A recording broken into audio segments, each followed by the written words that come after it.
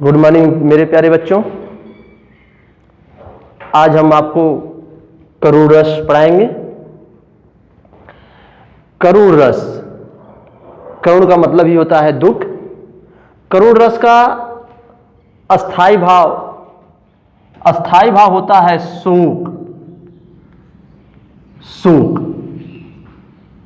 अस्थाई भाव शोक। करुण रस का परिभाषा होता है जहां किसी अपने इष्ट वस्तु के या प्रिय वस्तु के नाश तथा अनिष्ट वस्तु के प्राप्ति से शोक उत्पन्न होता है, वहां पर करुण रस होता है। जहां काव्य में अपने प्रिय या इष्ट वस्तु के नाश तथा अनिष्ट वस्तु के प्राप्ति से अस्थाई भाव शोक उत्पन्न होता है, वहां पर करुण रस होता है। लिख लीजिए, जहां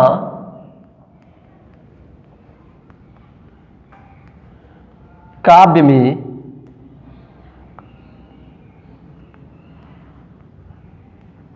अपने प्रिय वस्तु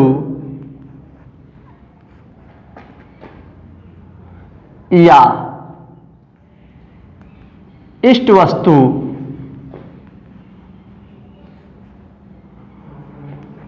के नाश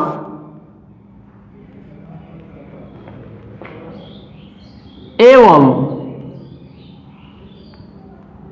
अप्रिय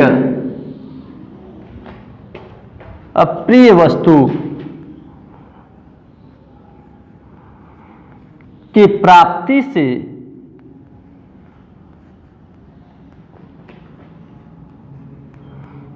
शोक उत्पन्न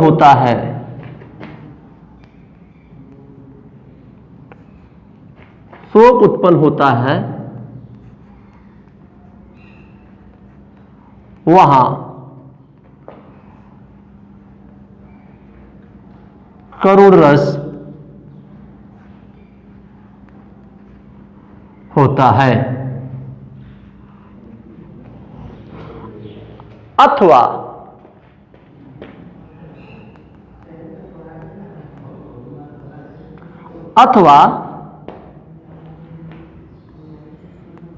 जहां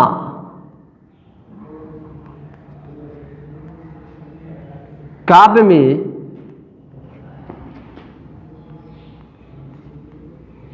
विभाव,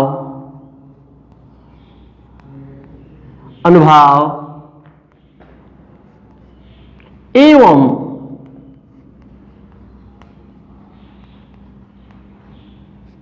संचारी भाव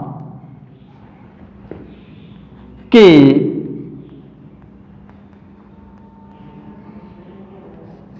संयोग से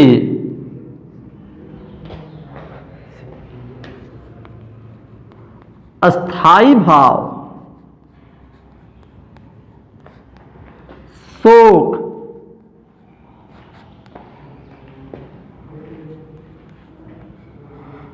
उत्पन्न होकर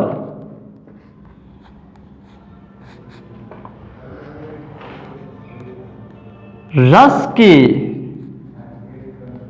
रूप में पुष्ट होता है,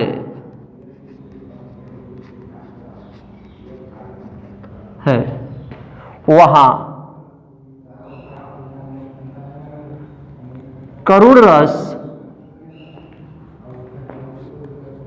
होता है।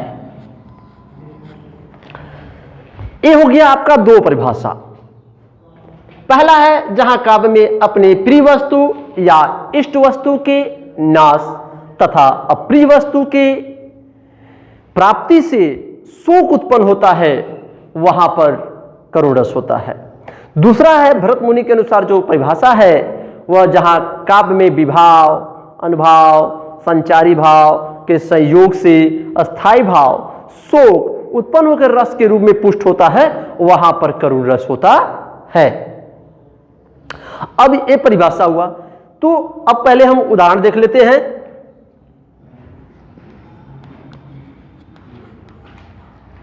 उदाहरण है मणि खोए भुजंग सी जननी, मणि खोए भुजंग सी जननी, फंसा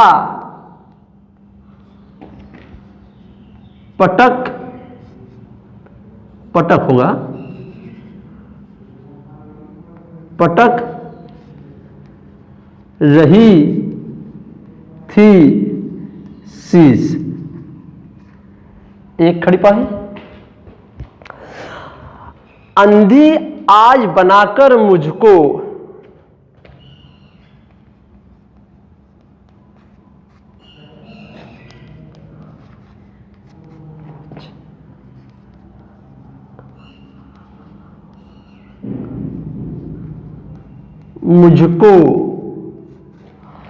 अंधी आज बनाकर मुझको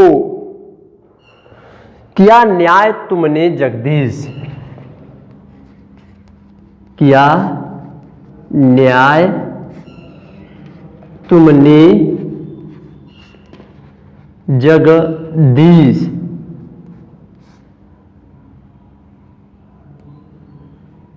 यह हो गया उदाहरण, यह उदाहरण हो गया।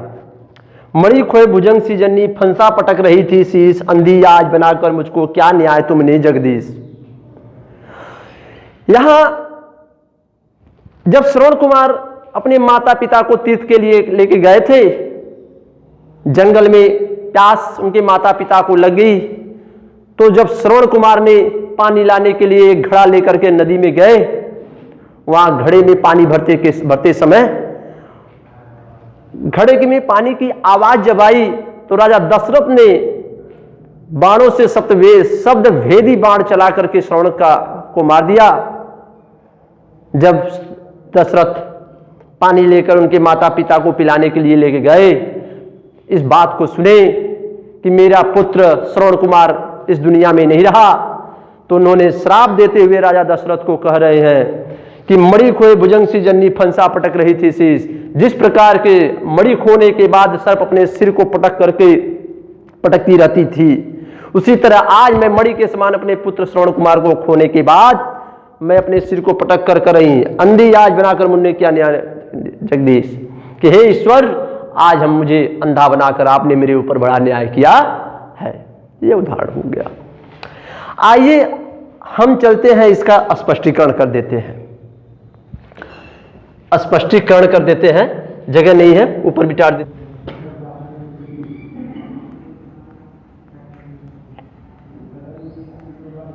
स्पष्टीकरण, अस्थाई भाव,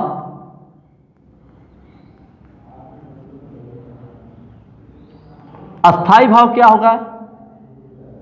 शोक, मैंने ऊपर लिख लिया है शोक। विभाव, विभाव को हम 3 भाग में बांटते हैं। पहला हो जाएगा आश्रय। आश्रय इसमें क्या होगा? किसको शोक हो रहा है? श्रवण के माता पिता।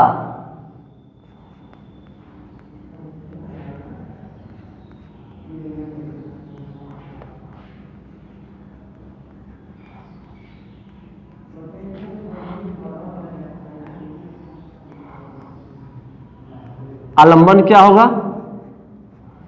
मृत श्रवण कुमार, क्योंकि श्रवण कुमार का जब समाचार मरने का सुनते तब मृत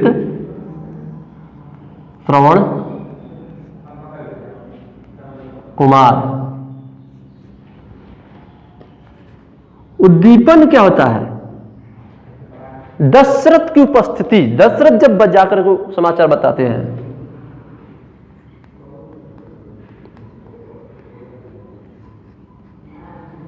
दशरथ की उपस्थिति।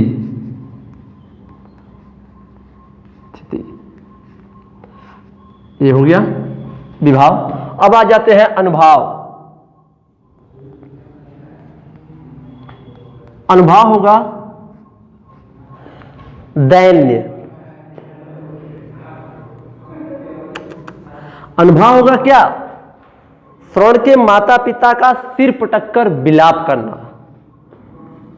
श्रवण के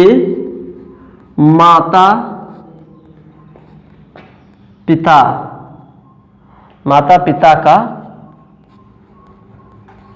सिर पटक कर विलाप करना।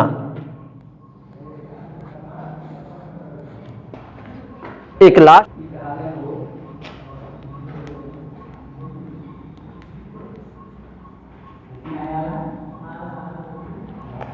संचारी भाव होगा।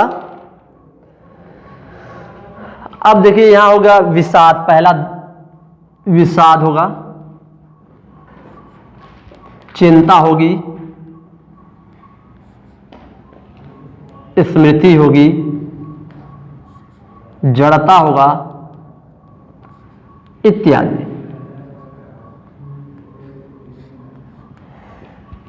इस तरह से यह करुण यहां समाप्त होता है।